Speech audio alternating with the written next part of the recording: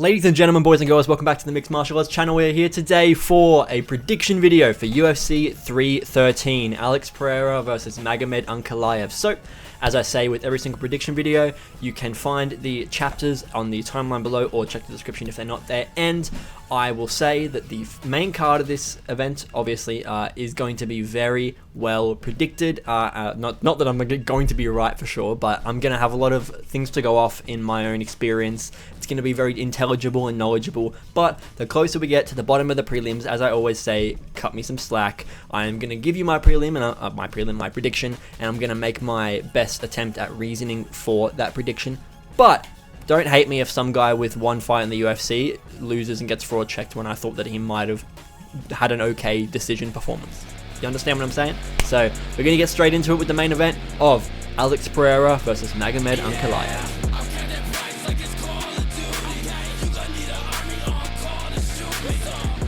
It's pretty insane that this fight is actually coming to fruition. This has been a long time coming. Arguably, this fight should have happened before the Yuri rematch. As soon as Pereira had beaten Prohaska and then Hill, he probably should have fought Magomed Ankalaev next. But obviously, there is some weirdness of it. There was short notice fights, and among other things, Ankalaev not wanting to fight in America, so-and-so, yada yada. I could go on forever trying to justify why this fight hasn't happened, but it doesn't matter. The truth of it is happening now. So, my prediction is going to be incredibly biased, as you might see.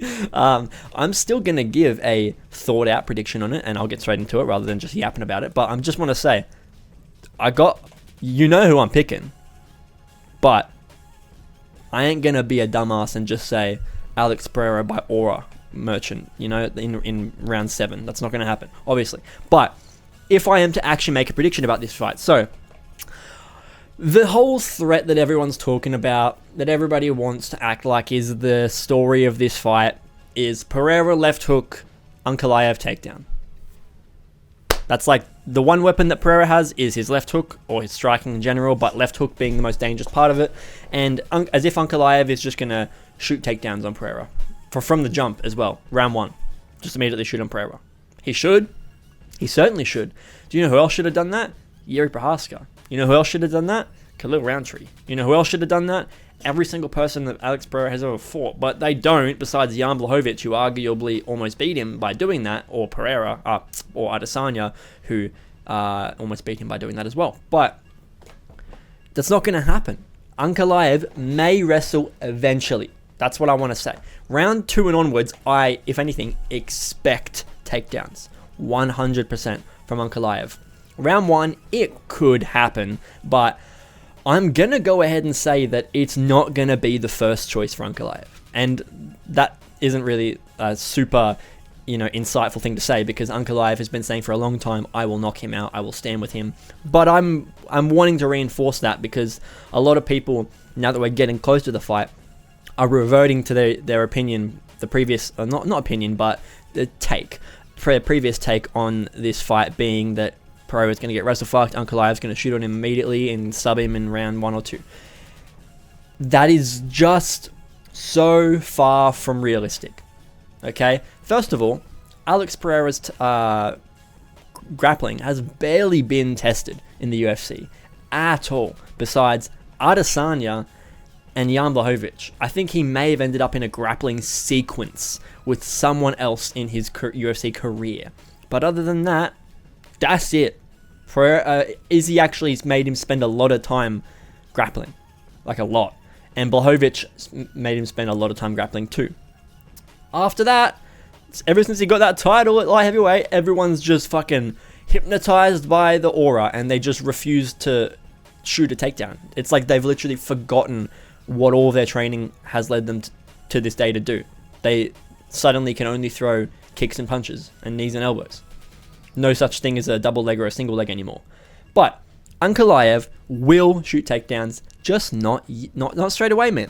Not straight away. If you watch the Jan Blachowicz versus Ankalaev fight, he used his grappling on Blachowicz as a last-ditch effort. Now, that's not to say that he would never consider using his grappling, and it's only ever going to be a last-ditch effort. That's not the case. But think about it against Blachowicz. if he really had great grappling and his legs were getting destroyed against Blachowicz, he could have used it sooner and much more effectively. But the truth of it is, he used the grappling because he had no other choice, because he couldn't stand up anymore. So he's like, I need to take this to the ground. And when you're on the ground, you obviously do still need power in your legs, okay? If you've had your legs chopped down for a round or two, and you suddenly get into a grappling sequence, I won't be surprised if you do struggle to grapple, because you need to be able to drive through with your legs and generate all of that power comes from your legs. Your arms are all working with your opponent and stuff like that, trying to lock things up and whatnot. You like, even if we're not talking about like getting a Khabib lace where you lock up their legs, or like going for a half guard or a full mount or mounting a body triangle, even if we're not going for any of those things, just to be in someone's full guard with your legs completely not engaged in the actual grappling sequence, you still have to be able to push forward, because that guy is on his back scooting backwards constantly, trying to slide out of that sequence. And if you don't have the power to have your butt up high so that you can drive your shoulder and chest and back power down into the guy with your legs supporting that and keeping the base of that strong, and then if the guy tries to back up and scoot backwards, following him with that, if you don't have that, it's very ineffective grappling, which is probably why it looked so bad against Blachowicz. He didn't really do anything with his grappling against Blachowicz. He just was like, I can't stand up anymore, so I pray to fucking God that you can't get out from underneath me. And that was kind of true. That will not... It might be the case this time, if Pereira leg kicks the shit out of him, but I highly doubt that Ankalaev, if he's eating leg kicks, one, will survive long enough to have his legs damaged. He'll probably just get knocked out. Two, will feel those leg kicks and be like, I'll take a few more. Like, he gets 2 rounds in, he's been kicked in the leg a lot. He's not going to wait until the 3rd round. Be like, you know what? Now my legs are cooked, I'm going to start shooting takedowns. He will be like, that leg kick hurt. That's the first one he threw. I'll wait and see what he does. Maybe he won't come back to that. That's the 2nd one he threw. Okay, I swear to God, you better stop that right. Okay, that's the 3rd leg kick he's thrown. If he throws another one, I'm shooting on him. I'm going to catch the leg, or I'm going to trip him up when he throws it, and I'm going to shoot on him. That's probably the most realistic way I'd say Ankalaev doing this. And for that reason, I am questioning whether Pereira will target the legs. Because it's very, very much a, one, dominant part of Pereira's game, his leg kick ability. And 2, massive weakness in Ankalaev's game, his leg kick defense and his ability to soak up damage in his legs. So, if anything, it's a recipe for disaster for Ankalaev. But, as I just said, if his legs are getting chewed up, that will make him much more enticed by the idea of grappling and engaging in a takedown. So Pereira might, if he's smart enough, not go for the legs of Ankalaev much. Maybe just enough to hurt him a little bit, and so that he still thinks that, you know, attacks are coming from all angles and at all 3 regions, head, body, legs. But that doesn't necessarily mean Pereira's going to use it to try and hurt and damage Ankalaev's legs, because he might not want to scare Ankalaev too much. That's my honest opinion. If I'm Pereira, I love the fact that Ankalaev is saying that he wants to strike with me. That's fucking great. Be my guest. However, once I start piecing him up, he's going to change his mind. And I know that, because guys have done it to me before, who said they were going to strike with me, and ended up grappling with me, okay? That's just the way it goes. Or they got knocked out, and then people have seen that and be like, that guy said he was going to strike with him, he got knocked out, maybe I won't do that. So if I'm Pereira, and you, Ankalaev, think that you're going to strike with me, I want to lull you into the deepest sense of security you can possibly muster up in your soul, so that you feel like, man, I've spent years waiting for this fight, like at least a year or 2 at least, waiting for this fight. And motherfucker's been telling me I ain't ready for this guy's power. But now I've tasted the left hook. Maybe it was a light left hook. And I've tasted the leg kicks. And they ain't shit.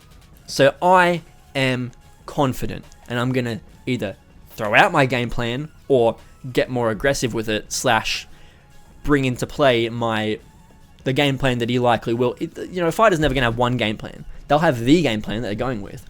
But you got to consider what happens if your leg gets chewed up. It's like, oh, okay, I'll revert to this. Or what happens if you injure an arm in there or something like that? Okay, well, I could do this. You know, they might not think about these things every single camp and plan for an arm injury against every guy, but every fighter, especially if they've had injuries in fights before, considers, what would I do in this situation? And I think that for I just called it Big Unk, if he is to actually feel that damage of Pereira on the legs, he's going to have his backup game plan. But Pereira wants to spend as much time as he possibly can convincing Ankalaev that you can stand with me, of course. Sure, be my guest. Be my guest. What's that? Oh, you survived a round? Okay, we're going to round 2. Whoa, you're getting aggressive, fella. Let me just act a bit scared and maybe start to back up off of you and give you the opportunity to walk me down a little. Bonk! Oh, sorry.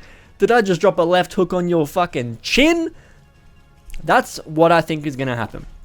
I really believe that... I mean, I've literally made this up as I've been talking about it, but it makes sense to me as I'm saying it. I was obviously already going to pick Pereira and by knockout, but my methodology was not clear until I knew I would come to a conclusion in the video.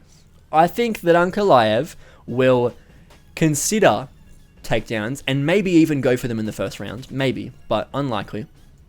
And if Pereira is smart, he will allow Ankalaev to feel as though he doesn't need takedowns. And if anything, maybe he can use that if this fight goes on longer than 2 rounds and we get into the 3rd and 4th. Like I said, if Ankalaev's legs are starting to get chopped up a lot, he probably will start shooting. If Pereira waits a little bit and just spreads out his leg damage across the rounds and doesn't like spend round 2 chopping at his ankle all of a sudden, you know, but like round 1, you know, hits him like 2 or 3 times in the one leg and 1 time in the other leg. Okay, that's alright. It's 1 round. He only got hit a couple times. Round 2, you know, tones it up a little bit, ignores that other leg, but he hits that lead leg like 4 or 5 times, and then Ankalaev like goes to shoot once and then like fakes a takedown or something like that, and Pereira goes, okay, I'm not going to throw leg kicks for the rest of the round now. Round 3 comes out and he just fucking wallopless, just chopping away at Ankalaev's leg, because now you're a bit tired. We're not talking about we're dry, you have full energy, and I've shown you the threat of a leg kick, and now you're like, yeah, I'm not going to stand around and allow this to happen. You've stood around and allowed it to happen lightly for about 2 rounds, whilst you focused on other things, like preserving your energy for more important things, whatever you think is more important. And you've disregarded the fact that you may need to grapple with me, and if you do so, you're going to need your legs, so you're going to need to start grappling before you lose your legs. So, if Pereira all of a sudden gets him a little tired, they're a bit sweaty, you know, maybe they've had a grappling sequence where Pereira's like stuffed a takedown, or Ankalaev's gotten a hold of a single leg up against the cage, and they've kind of, you know, been in the cage clinched up a little bit and then broke apart. Just a little bit of Pereira to feel what that grip of Ankalaev feels like, and then he can go, okay, I think I have an idea of what it's going to feel like if he shoots on me and gets me down, or tries to get me down with like an arm block around the waist or something. I believe I can commit to the damage that's going to convince him to grapple if he survives the damage, because either A, by now it's too late and I'm not saying that Ankalaev's going to gas in 2 rounds, but he's now into the fight. He's not clean right off the bat. He's been fighting me for 10 minutes, and Pereira's not an easy guy to stand in front of for 10 minutes. So if he lasts to round 3, he's going to have been like on edge for 10 minutes non-stop. There's no like, okay, we're just chilling, you know, I'm scaring him, you know, the threat of the takedown's got Pereira on the back foot the whole time. Like, no. If Ankalaev lasts 2 rounds with Pereira, and he's not grappling in those first 2 rounds, at least much, he's gonna be spending at least like 9 or 8 of those 10 minutes fucking on the fucking ball with defense, dude. Just, when is that leg coming up? And where is that left hand at all times? I need to be able to see it at all times. So, it's a mentally draining battle when you fight Pereira. That's basically what I'm saying. And I believe that if he takes it into that 3rd round, or 4th round, whatever, onwards, and he hasn't chopped away at Ankalaev's legs, that's when he can start to do it. But my main prediction is that I think he's going to take it real slow on Ankalaev. Rounds 1 and 2. Maybe even round 3, but probably not. Maybe round 2 is when he would turn it up, but at the very least round 1 for sure. But that's a very common trait in title fights anyway, round 1 being slow. But round 2 and 3, I think he'll really start to gauge, okay, let me see what I can download by giving him a false sense of security and letting him get a bit overzealous with what he thinks he's capable of getting off against me, you know? And if he does that, and he does his fucking shama calculations in his big old brain, that big old Brazilian fucking tribal brain, then he's going to think, and he's going to say, Shama no Shama. Shama? Shama? You're this sign, huh? Shama. Shama. Huh? Shama. Left hook. Shama. Knockout. That's my fucking prediction. Okay? You want to hear anything? You want to hear anything else? I'm sorry, that's all I got for you. I am a fanboy at heart. I broke it down to the best I could, but at the end of the day, the prediction will end with Shama no Shama, huh? Shama, left hook. That's it. Round 3, Alex Pereira knocks out Ankalaev all of a sudden after he's led him into a little bit of a false sense of security for the first 2 rounds. Maybe given Ankalaev a little bit of a taste of the grappling maybe Ankalaev's given him a taste of the grappling, and Pereira has not allowed it to go too far, but they've engaged in it. But Ankalaev may even be winning those rounds. He might even be winning if he's playing really careful on the feet and point battling to a degree Pereira. Touching him a lot. Touching him, getting those striking numbers up, you know, hitting the body a lot. Don't know. But that's what I'm going to say is going to happen. Round 3, left hook Shama no Shama for Pereira. Okay, for the co-main event, we have Justin Gaethje versus Rafael Fiziev. Now, fuck me, boys, we lost a fucking banger, okay? We could have had Gaethje versus Hooker. God, that would have been good. And I was fucking gonna pick Hooker with all my heart by round 4, round 5 TKO. But now it's a 3-round fight. And now it's a rematch against Rafael Fiziev, which I was, during the lead up to this fight, let me just say, I was, like, the announcement of Hooker being out, I was praying and hoping. I looked at the rankings, people were saying, Ilya on short notice, or, I don't know, maybe Hoofy's going to get jumped up the card, or Bobby Green and fight Gaethje or something.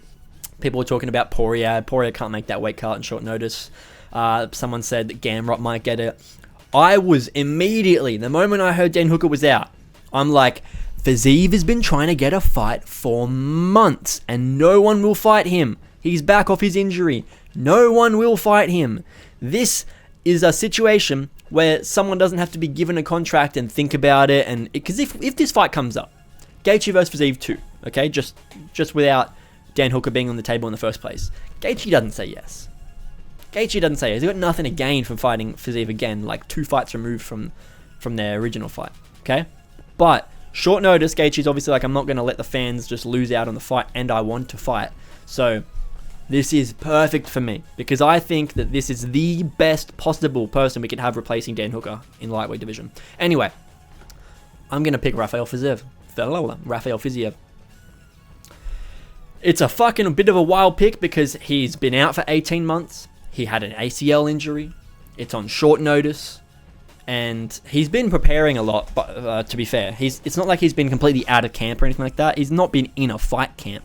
But from what I know, Fiziev has been preparing to be fighting soon for a while. And he's been keeping in really good shape, and he's been in the gym ready. He's been trying to get fights non-stop, so I believe he's been like essentially just waiting to be told, yep, you're here in 8 weeks. And he's like, cool, so camp starts tomorrow. So let's get into it. This is shorter notice than that, but hopefully he can make the weight. That's my biggest worry, but I'm not worried about the fight. I'm only worried about the weight cut, because Justin Gaethje coming off of a KO loss to Max Holloway, while it is a very unique circumstance and it's the whole chins in the sky because we're just winging punches in the center, you know, it makes for a very different dynamic of whether you are prepared to accept a blow and be knocked out and yada yada yada. Gaethje probably doesn't get knocked out by that shot if he's standing there with his guard up, even if it hits him as clean as it did. He probably doesn't get knocked out because he's prepared for it, he's looking, he sees a shot coming, he tenses up, blah blah blah blah. That's my take on it. I still think Holloway obviously is a GOAT for getting that KO, don't get me wrong, but Gaethje doesn't take that much damage from this KO is my point. I don't think he's really like just lost his chin all of a sudden, okay? With that being said, I am picking Fiziev. So, call me a hypocrite, maybe. But I'm not saying that Fiziev's going to knock him out. I'd fucking love to. And if it does happen, I think it'll be late. It'll be like 3rd round. I'd be shocked if it's any earlier. But I'd say it'd be 3rd round Fiziev. Probably 2nd, actually, because it's short notice. And Fiziev doesn't usually have the greatest gas tank anyway. So on short notice, maybe 3rd round is really where Gaethje can come back like he did in their first fight as well. So I'm going to say round 2, actually. I reckon Fiziev in round 2, he's just, to me, man, just cleaner, just more talented than Gaethje. Gaethje just wallops people and gets a Looney Tunes knockouts, and when he gets finished, it's always a Looney Tunes looking finish. He's literally like, I don't know how people haven't really made this comparison, but Gaethje is like DDP in lightweight. Like, he just looks like a specimen out there, born in a lab. But he gets it done somehow. When he gets like, he hasn't won a title fight, but he's like world champion level of competition, and he has consistently stayed there for years now. So it's impressive. But I think Fiziev, how old is Fiziev at this point? Rafael Fiziev is only 32. Gaethje's just turned 36, and Fiziev is 32. Gaethje's got a 3-inch height advantage on him. But Fiziev's got the fucking reach advantage, dog. Gaethje's got is 5'11". He's fucking 71 inches tall with 70 inches of reach. Gaethje's got fucking literally a Down syndrome reach. What the fuck? Fiziev is 5'8", which is 68 inches tall with 71.5 inches of reach. He's got a 3.5 positive inch reach. That looks good to me.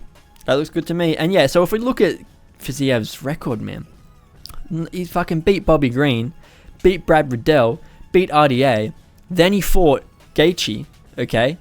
And then after that, he went into the Gamrot fight, and he's just been gone since then. So he literally hasn't had a fight since the Gaethje fight. That was his last performance, because his other fight was 1 round, because it was in the 2nd round, I believe. He injured himself in the Gamrot fight. And I don't remember how that fight went, but it wasn't like either A, Fiziev won the round, or B, he didn't lose it badly. One of those two things is true. But as far as first rounds go, that's not really a big statement. But man, I just think that chin aside, okay? Chin aside, I think Gaethje is just a bit past it at this point. And it's crazy to say that because he just knocked out Poirier a year and a half ago. 2 months before Fiziev got his injury was UFC 291, where Gaethje KO'd Poirier. And before that, he beat Fiziev, which literally 4 months earlier. And then he didn't fight for 8 months after that, fought Max Holloway, lost, and he's been gone for 10 months. Now, I like that for the sake of recovering your chin and whatnot. But this literally means that Gaethje was 34 when he fought Rafael Fiziev. And Fiziev was 32. Now, Gaethje's 36. Oh, sorry, and Fiziev was 30. Now Gaethje's 36, further out of his prime, and Fiziev is 32, deeper into his prime.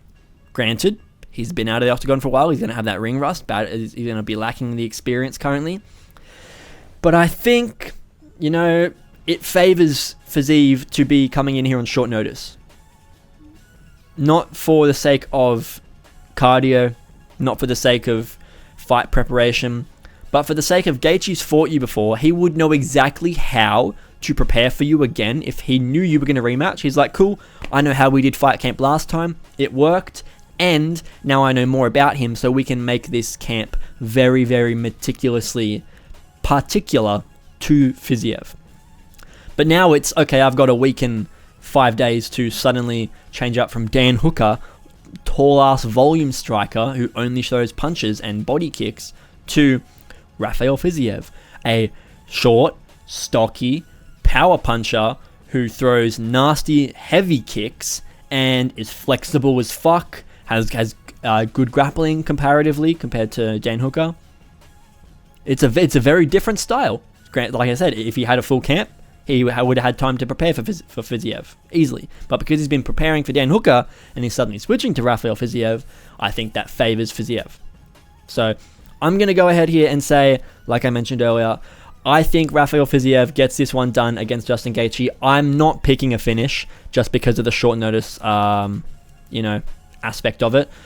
I could definitely see this being very similar to the first fight, where Fiziev just gets gassed / worked on for the last round.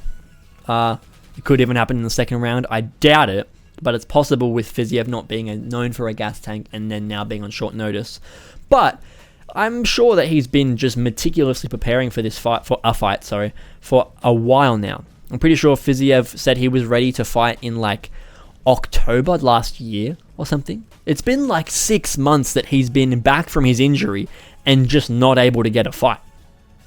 So it's kind of insane that he's still not had a fight booked and he had to take a short notice against Gaethje. But kind of lucky for him. If he wins this, he is up in the fucking rankings quickly, and maybe we see a Gamrot rematch on the horizon or something along those lines. Probably not right, because Gamrot's coming off a loss to Dan Hooker, but something like that, Think about Rafael Fiziev versus fucking Max Holloway. Dude, what? I think Max Holloway wins that, but fun fights for Fiziev if he's in the top of this division. So I think that Gaethje could get it done, and if Gaethje gets it done, I believe he finishes Fiziev. That's what I'm going to say. But my pick is going to be Rafael Fiziev by decision if he gets a finish round 2, but I'm saying decision over Justin Gaethje. I think Gaethje's just a bit past his prime now. He's still in it, but he's like on the edge and he's about to teeter off the cliff and then just hit that face. He's, 36, 37, 38 is a rough time to be, 1, a UFC fighter, 2, a lower weight class UFC fighter, and of all those lower weight classes, a lightweight UFC fighter.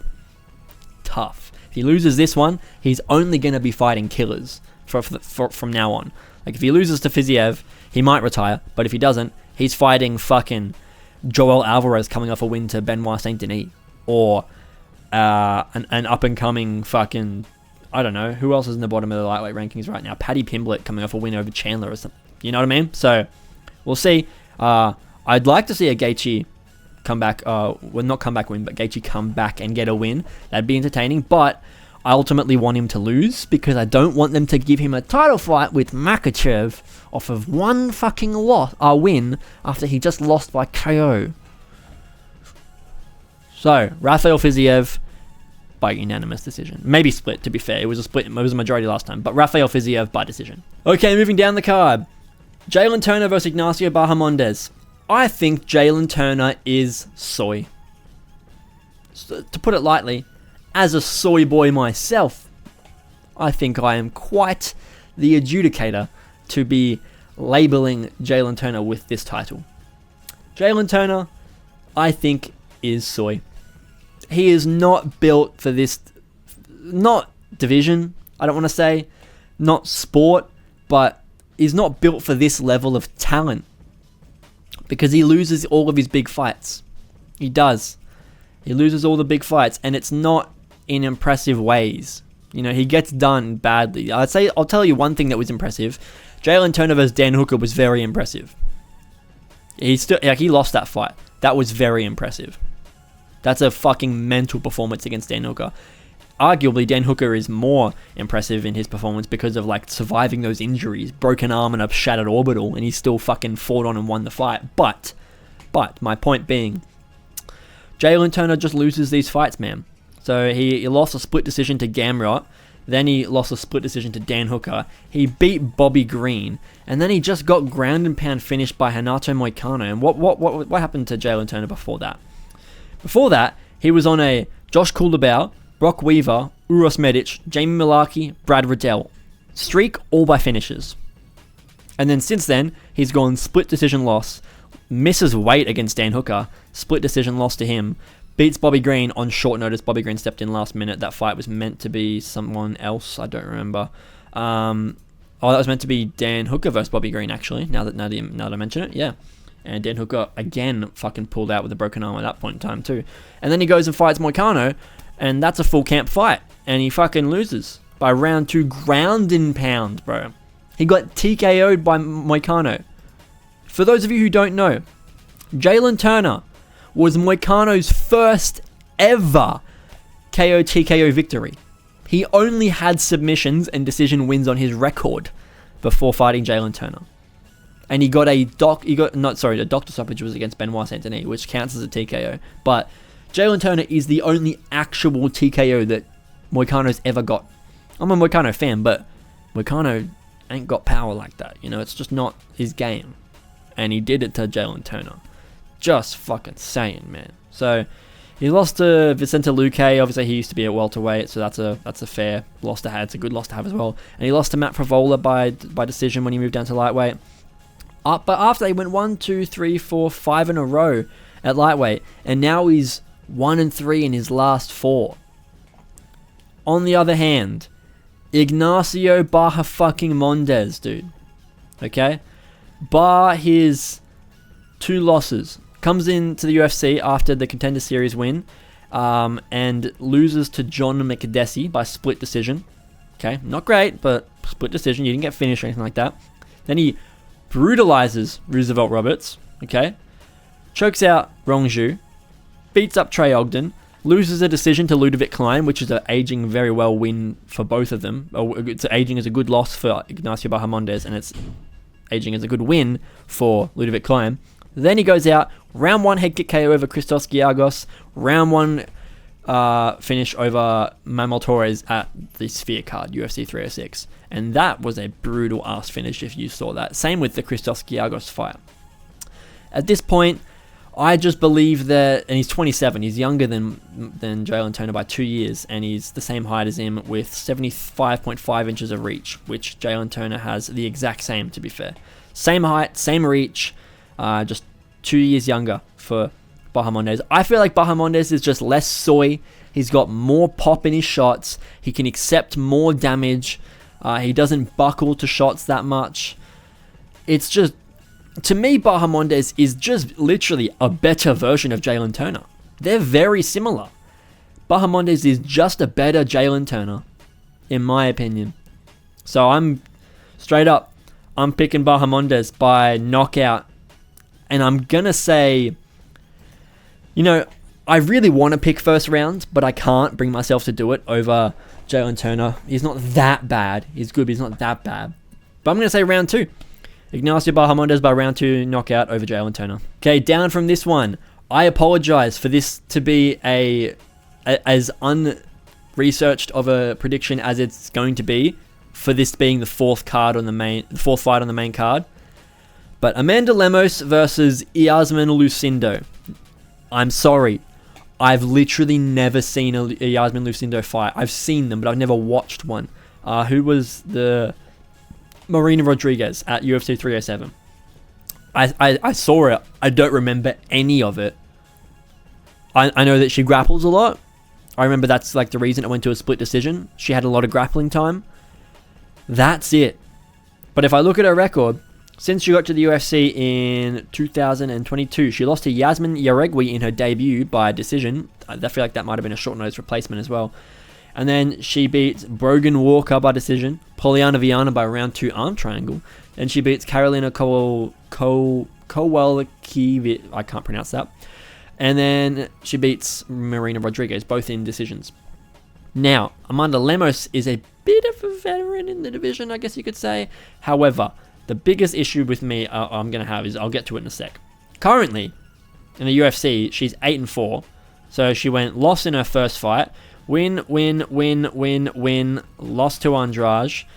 Beat Michelle Waterson-Gomez. Beat Marina Rodriguez. Lost to Zhang Weili in that fight. She got brutalized in that fight against Zhang Weili badly. And then after that, she beat Mackenzie Dern.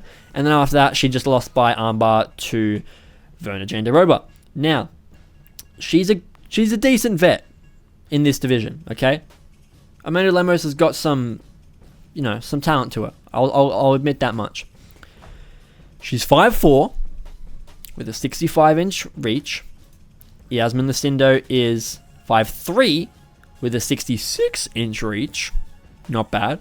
However, Yasmin Yaregui... I think it's Iasmin. Iasmin. Iasmin Lucindo is 23. Let me say that again. She's 23 years old. Amanda Lemos is 37. There is a 14-year age gap between them. Amanda Lemos was probably taking BJJ classes in high school before Iasmin Lucindo was even born. Iasmin Lucindo is my age, brother. She's born in the same year as me. Iasmin Lucindo is 37. And she's still fighting. I'm not saying like she should have retired or something, but like she just fought Zhang Weili, lost the title fight. She's not getting another one of those. Then beat Mackenzie Dern. Then got beat by Virna Jandiroba by armbar. Iasmin Lucindo is going to grapple you. And your losses are by armbar decision, standing arm triangle, that's a weird one, and standing elbows. How did you get fucking finished by... Okay, sure, that's two weird ass ways to get finished, but her last loss was by armbar. And the other one was by Jessica Andrade by... Oh, I remember that. The arm triangle choke. Yeah. It's a very viral submission, actually. I'm going to go ahead here and say I don't have enough information on it. So she only has 3 submissions, Iasmin Lucindo. So I'm not going to pick submission, yeah. She has 1 in the UFC over... Yeah, but no, still. I'm going to go ahead and say Iasmin Lucindo simply just by geriatric abuse over Amanda Lemos.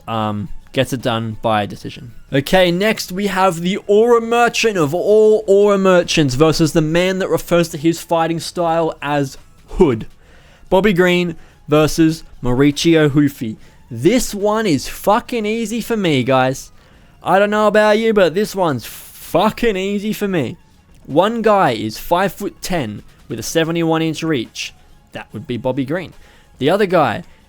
Sorry, that's also not great. He's only got a 1-inch positive reach. It's not bad, but it's not great. Mauricio Ruffy is 5'11" with a 75-inch reach.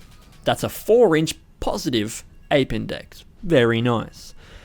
One guy in Bobby Green is 38 years old. The other guy in Ruffy is 28. Okay, Bobby Green, in his last 5 fights, has had a win over Tony Ferguson, a win over Grant Dawson, which is probably his best win, a loss to Jalin Turner, which was fucking brutal. He beat Jim Miller, not bad, and then he lost to Paddy Pimblett. Okay, now he's fighting fucking Ruffy. Before that, let's just say this. In the last 1, 2, 3, 4, 5, 6, 7, 8, 9, 10, 11, 12 UFC fights for Bobby Green, he has 1, 2, 3, 4, 5, 6 losses and 1 no contest. He's 5, 6, and 1 in his last 12. Huh? I beg your pardon? I beg your pardon, brother. That's disgusting. Look, listen, I don't hate Bobby Green. I ain't a Bobby Green hater. He's a bit of a weirdo at times. Dude, he's fucking 37 coming off losses after losses. 38 coming off loss after loss after loss. He just got fucking literally legally murdered in the octagon by Jalin Turner less than a year ago. And actually that was more than a year ago. That was a year and 4 months ago. And we're just gonna... And he got choked out by Paddy Pimblett 6 months ago. And we're just gonna go in there and be like, yeah, he'll beat Ruffy. Nah.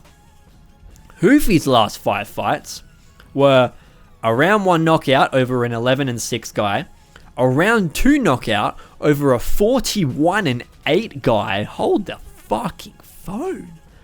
This guy's 38 years old. I'm guessing he fights mainly cans, but I mean, he beat a 10-1 guy. He beat a 23-8 guy. He beat a 4-1, 15-6, 9-6, 8-4, 13-7, 12-2. Hold on a fuck me minute. This guy, at one point, lost to Adriano Martins in the regional scenes in 2010, and then goes 1, 2, 3, 4, 5, 6, 7, 8, 9, 10, 11 in a row. Loses 1. 1, 2, 3, 4, 5, 6, 7, 8, 9, 10, 11, 12. 23-1 in a 24-fight stint. Are you taking the piss? And he got onto Road FC, which is that leading to the UFC thing. And that was when he was on that win streak. Loses that, goes back to fighting in regionals. Win, win, win, loss, win, loss, win, loss, win, win, loss, loss. After beating Ruffy, he was coming off a win, lost to Ruffy, and won 2 more right after that against a 10-1. He beat a 10-1 guy the moment after he lost to Ruffy. Fucking 4 months later. 3 months later. That's fucking good. Anyway, I'm getting sidetracked. 41-8. Then, Ruffy gets into the Contender Series. Round 3 knockout over a 10-1 Raymond Magomedaliev. Then he gets into the UFC and gets a round 1 finish over Jamie Mullarkey. And then he goes to a decision with James on top. But it was on short notice. He wasn't on short notice, but the opponent was. Change up, a lot of stuff, a lot of issues. Yada, yada, yada. It was a catch weight. James on top probably came in 7-8 pounds heavier than him at least. Not the greatest disadvantage to go up against, but he did it and he still won. He has 10 knockouts and 1 decision. James Lontop was the first decision he ever saw. He's got 1 loss. He got knocked out in the second round back in 2019 by a guy that was 3-0 at the time, and that guy's now 11-1. And he's in Bellator. Fighting in PFL and Bellator now. He just lost his first ever fight last year. He was 10-0. He was 11-0. Literally 6 months ago. Mauricio Ruffy is him. Okay? Beautiful striking. Bobby Green's got retarded ass style, so it's going to be... Obviously, he's always hard to plan for and hard to be... But, I mean, you can say that about a lot of guys. But Ruffy is just so slick, dynamic, unpredictable, so he's also very hard to prepare for. His style itself isn't that crazy, but his arsenal is so weird. He just whips out weapons out of nowhere all the time, so I'm gonna very, very easily here take Mauricio Ruffy to fraud check Bobby Green. Even it's not a fraud check. He's got 11 losses in the UFC. Yeah, I think he passes this gatekeeper test that Bobby Green's trying to pose to him. He's gonna knock him out in the first round, and he's going to get a ranked fight next. Let's go Mauricio Ruffy. Okay, below that, we have Curtis Blaydes versus Rizvan Kuniev. Now, Rizvan is a roid cheat who fought Henning Ferreira in the PFL, literally beat him by a decision, and then tested positive for anabolic steroids, drostanolone, metanolone, boldenone, and 19-norandrosterone. Norandrosterone. Yep. Norandrosterone. I think I said it right the first time. That was 2 years ago. April 2023. So then he got suspended. I don't know for how long, but he got suspended, obviously. And then he came back in August last year and fought on the Contender Series and got a round 1 finish. But if you've seen that, I hadn't seen that finish until today, actually, funnily enough. I saw it on Instagram. What a fucking terrible referee stoppage. 4 minutes and 59 seconds in the first round. He drops the guy, lazily gets on top of him and starts ground and pounding him. He's barely hurting the guy. Sure, the guy's not responding at all, but the bell is going to sound in 1 second. And he's giving him sloppy ground and pound. And you're like, yeah, I've seen enough. Oh, yes, I cashed my bet right before the fucking second round started. Like, that's what it looked like. That ref had money on dude. Anyway, he's also been on the Contender Series before and got a round 3 finish in his first appearance, but they didn't hire him. Yeah, I guess hire. They didn't take him. He went win, draw, win, loss in his first 5 UFC fights. And then all of a sudden, win. Contender Series. And including a no contest in there. Dude, to me, Rizvan Kuniev, maybe he's going to be good. He's 31. He's 6'4". He's got 76 inches of reach. Curtis Blaydes is 34. He's 6'4". And he's got 80 inches of reach. Sorry if I just yelled real loud in your ear. 80, okay? To me, this is clear cut. I could be dumb. I don't know enough about Kuniev to actually have a reason to pick him. So, I'm picking Curtis Blaydes by round 2 knockout over Rizvan Kuniev. He's going to be off cycle now. Bro's not on his roids anymore. He can't be. So he's going to have low test, unless he's somehow sneaking past not USADA anymore, whatever it's called, drug-free sport. I doubt it. I highly doubt it. So I'm going to pick Curtis Blaydes by round 2 knockout. Okay, below that, okay, this is where, again, like I said, be prepared for some of the prelims to be a little bit unintelligible, not researched or whatever, or like, not researched, but I haven't seen Rei Tsuruya fight. So Rei Tsuruya versus Joshua Van. I believe Rei Tsuruya just fought in the Contender Series. No? Oh, he's had his first UFC fight. Oh, sorry, Road FC. That's what he fought. Road to UFC. He beat Carlos Hernandez by decision last year. I don't remember. It's on UFC 303. I probably saw it, but I don't remember it. So I'm not going to act like this is a good pick. Okay? Purely just going to say he's fought some really good records in his last few fights. Even though he came from Pancrase. And I never respect Pancrase. Because they just... I mean, if we talk about... He literally starts his record fighting a 4-3, a 1-2, a 4-1. Those are both fine. 11-10-1. 18-7-2. And then 8-3. Then he fights 7-0, 9-1, 13-2, and 9-3. Those are fine. But when you come up on Pancrase, I can never trust a single one of those fights. Luckily, he had Road to FC and UFC fights before that. So, he's doing very well. He's 10-0. He's 22. 22. He's 5'6", with a 68-inch reach. Joshua Van is 5'5", with a 65-inch reach. I don't love that. But Josh Van's 23. Rei Tsuruya he's older than me by like months. Joshua Van's older than me by like a year. We got a 22-year-old undefeated versus a 23-year-old who is as close to undefeated as you can be when you're Josh Van. He lost in his third ever fight, and then he went on a 1, 2, 3, 4, 5, 6, 7, 8 fight win streak before losing to Charles Johnson, and since then he's had another 2 fight win streak. I love Joshua Van. If you don't know that, now you know. I love Joshua Van, bro. The story arc of him being on a run in the UFC and then losing to Charles Johnson by pretty brutal knockout, and then getting incredible performances after that is chef's kiss, bro. The script writers had that fucking, the gif of Gunner with the feather riding in the flames. Yeah, that's what the fucking UFC script writers were doing when they wrote that Joshua Van comeback arc. Rei Tsuruya looks really good. I haven't seen him fight. I actually want to quickly look up what he looks like just in a fight situation. You know what I mean? Just because it's only showing one of his. Oh, I do remember the guy, yeah, but I don't remember the fight. Yeah. Okay. Look, he's got pink hair there. I'm picking Joshua Van. No, I was already going to pick Joshua Van. I think Josh Van, obviously, like I said, sorry, not researched. Don't know the guy very well, but I know Joshua Van, and I love Joshua Van. So I'm going to go ahead and say Joshua Van here. Probably not by a finish. Rei Tsuruya is probably pretty decent. If Van loses, I bet Van gets finished by Rei Tsuruya.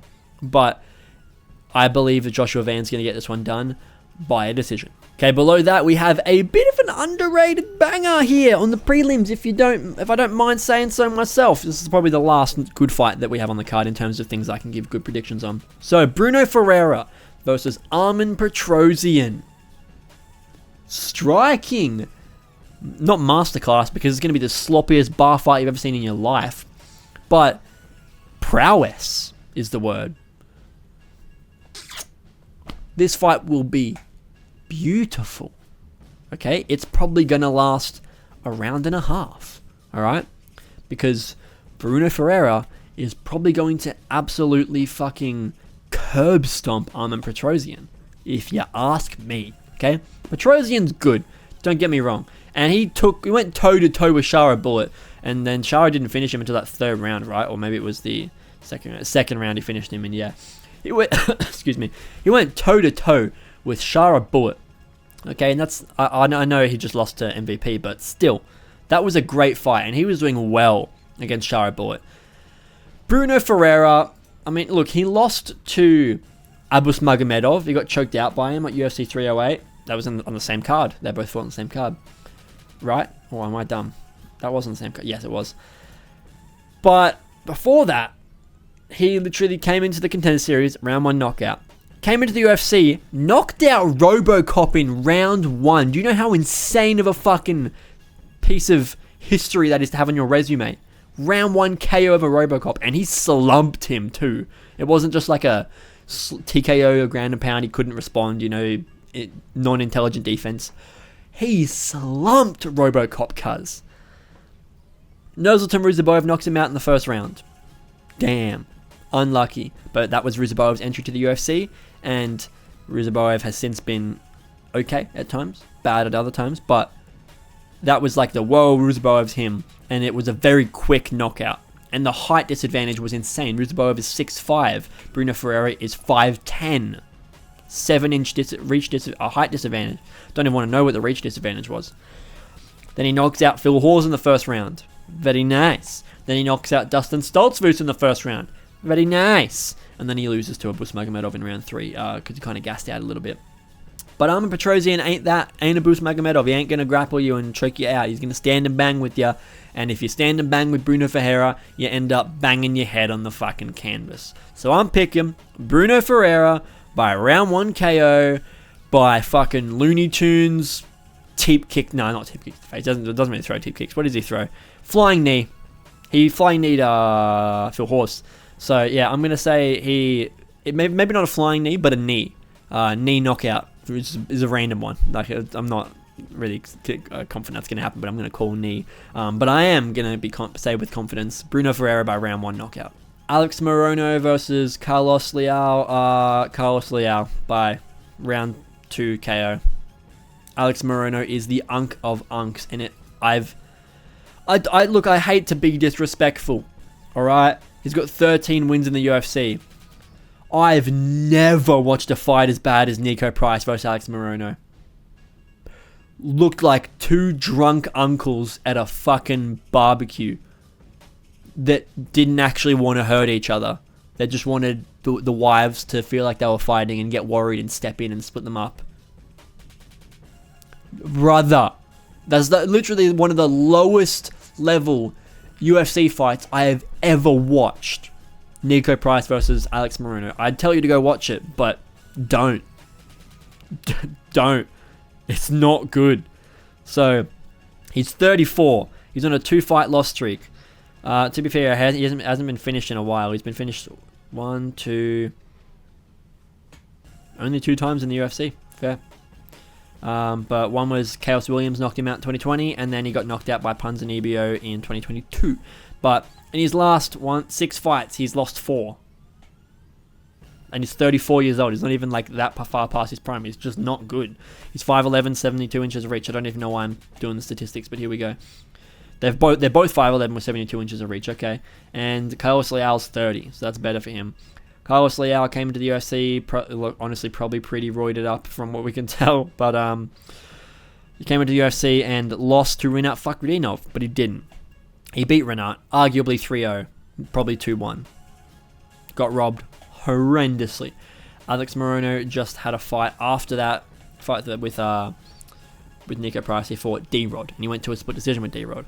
D-Rod is also a bit of an unk, and very old, and not that good anymore, and I just can't even consider for a second anything other than Carlos Leal by round 2 knockout. I'm going to say round 1 would be great, but I don't want to put all my eggs in one. But he does have a lot of round 1 knockouts, you know.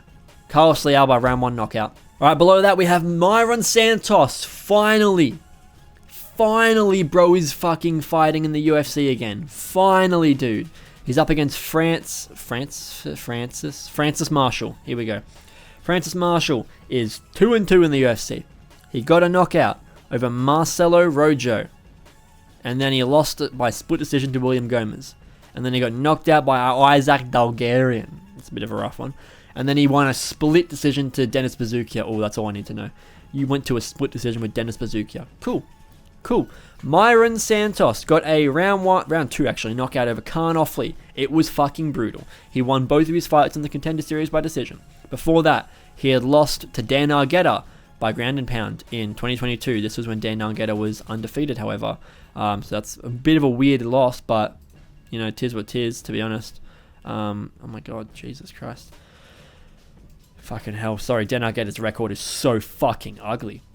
He literally he got into the UFC, went loss, win, no contest, loss. What the fuck, dude? Anyway.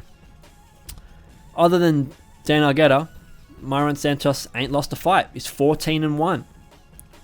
Literally, how many finishes? 8 knockouts, 6 decisions. Since losing to Dan Argueda, he got a decision win in the LFA. Then he went Contender Series, 2 wins, and then he knocked out Karnoffley in the second round. He's fought okay competition, 7-16, oh my god. But then 7-3, 5-0, 7-1, 3-1, 1-12, and 7-13, oh my god. And then 3-2, okay, but now we're talking about his first 5 fights, that's fine. Oh god, that's so...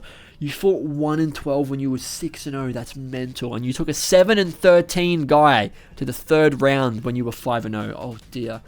I really, really hope that he's evolved past that. But I'm just gonna flat out say it. Yeah, Mairon Santos by decision. Below that, literally haven't heard of this guy before. Djorden Santos. He fought Will Curry on the Contender Series. Okay, it's that guy. I don't remember him, but I do remember that Will Curry fought in the Contender Series and lost. Against Ozzy Diaz. Oh god, Ozzy Diaz. What's your... Yeah. Knocked out by Joe Pyfer. Went back to the LFA. 1-2. Came to the UFC. Knocked out by Ming Yang Zhang.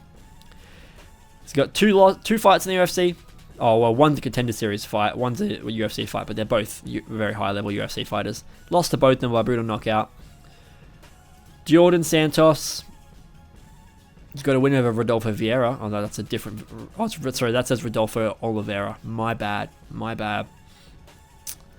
I'm just going to flat out say Djorden Santos here. He's 10-1. Ozzy Diaz is 9-3. Ozzy Diaz is 6'4", 79 inches reach. Jordan's 6 foot, 75.5, okay. But Jordan's 27. Ozzy Diaz is 34. Oh, I'm really indifferent about this one. Ozzy's shit, but he's got a lot of advantages. Being experienced, even though he's lost his 2 fights by round 1 knockout, or round 2 with Joe Pyfer. Experience and height and reach advantage. I'm still going to stick with my guts, though. I'm going to say Djorden Santos probably by knockout, to be honest. What's his record like? He's got a lot of submissions and knockouts. Yeah, I'll say knockout. Oh, he's been decision since he started fighting good competition. Actually, he's only been getting knockouts because he was fighting cans. So yeah, I'm going to say decision win for Djorden Santos over Ozzy Diaz. And the final fight on the card, I think this is a fucking random ass fight, if I'm going to be honest with you. I don't even know why it got made. You fucking tell me. We've got John Castaneda versus fucking Chris Gutierrez. Chris Gutierrez is great. John Castaneda is not. Okay? John Castaneda in the UFC has gone decision loss, knockout, win, knockout, submission win. Then he got knocked out. Then he got a decision win. Then he got a decision win. Then he got a decision loss. He beat Muin Gafarov. That's good. He knocked out Miles Johns and Eddie Wineland. Those guys, it's not bad. Eddie Wineland's not really very good at all, but he lost to Nathaniel Wood by decision. That's not a bad loss to have by decision. He lost to Daniel Marcos by decision. That's also not a bad fight to have by decision. But Chris fucking Gutierrez, what are we talking about? He came into the UFC, Ultimate Fighter, lost to Raoni Barcelos by rear naked choke. Okay, it's not great, but a choke from Raoni is kind of like, yeah. Decision win in the UFC against Ryan McDonald, 10-0. Decision win against Geraldo de Freitas.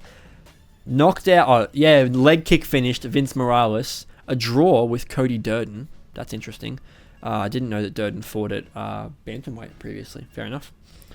Then a decision win over Andre Ewell. A decision win over Felipe Colares. Oh yeah. Finish over Bat Gerel Danar. And then a finish over Frankie Edgar. That was brutal as fuck. Lost to Pedro Munoz by decision. And then beat Ala Tengeli by decision. Then lost to Song Yadong by decision, but beat Quang Lee by decision. So he's got a couple losses in there. Raoni Barcelos, Pedro Munoz are 2 weird losses to have, but they're kind of gatekeepers. It just happens sometimes. Song Yadong is a respectable loss to have, though, and it was by decision in 5 rounds. If I'm not... Yep, 5 rounds. So going 5 rounds of Song Yadong is no easy feat. I'm going to say that this one's obvious to me. Just going to say Chris Gutierrez by knockout, don't know what round, by knockout over John Castaneda. Okay guys, that is going to be the end of today's prediction video. I told myself I wouldn't say it at the start of this video, but I had plans for this to be like a 30-minute video, and here we are an hour later at the end of the video. God, I don't know if I'm ever going to manage to taper these videos down in size. Maybe one day. Well, I feel like people don't watch them because they're so long. Maybe if they were 30-40 minutes, people would be more inclined to want to watch them, but it is what it is. I yap, and sometimes I get stuff right, sometimes I get stuff wrong. So, thank you guys for being here. Be sure to join me live for my fight companion this weekend for UFC 313. It's going to be a banger. Can't wait to have some people in chat. Come join me and the boys while we talk and discuss the fights and, you know, jump online, look at people's records, maybe go and see what some other MMA YouTubers are saying about the fights happening or whatever it is, you know. We don't just watch fights, okay? We talk, we go on the Googles, you know. It's not just my face cam the whole time. You get to see me doing stuff, watching things, reacting to things in between fights, research, yada, yada, yada. So come join me. I'd love to have you there. Be sure to leave a like, subscribe, throw on notifications so you don't miss an upload or the live streams like this weekend. You'll be notified half an hour before they start and when they start. So if you don't want to miss out on the live stream for the Fight Companion, check on notifications and you'll be notified. Guys, I hope you did enjoy this video. Be sure to let me know in the comments what your favorite fight is or what your most anticipated fight is for this event. I'll see you guys there for the Fight Companion. Thank you for watching, and I'll see you guys all in the next Mixed Martial Arts video. Goodbye.